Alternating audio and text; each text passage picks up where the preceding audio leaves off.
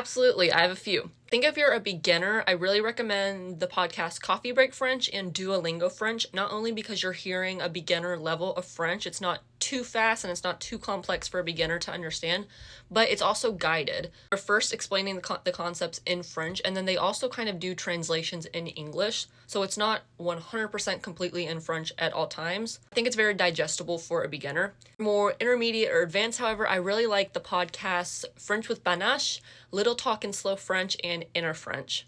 These podcasters do topics of all different kinds, so like society, education, technology, current events. But I also think that there's a lot of value in listening to podcasts that aren't particularly for French learners. They just happen to be French-speaking people doing the podcast. They aren't making their podcast for the audience of somebody learning French. Do you get what I'm saying? So they speak at a normal pace. They use slang. Their goal isn't to teach French. They just happen to speak French, if that makes sense. How you find podcasts of subjects that you like in French, literally just look up the subjects that you like, but in French. So like I really like fashion, so I could look up like la mode, and it would come up with different podcasts relating to fashion, but in French because I'm searching it in French. I, however, really like Mariam Gaderi, Tais-toi, and Le Premier Rôle.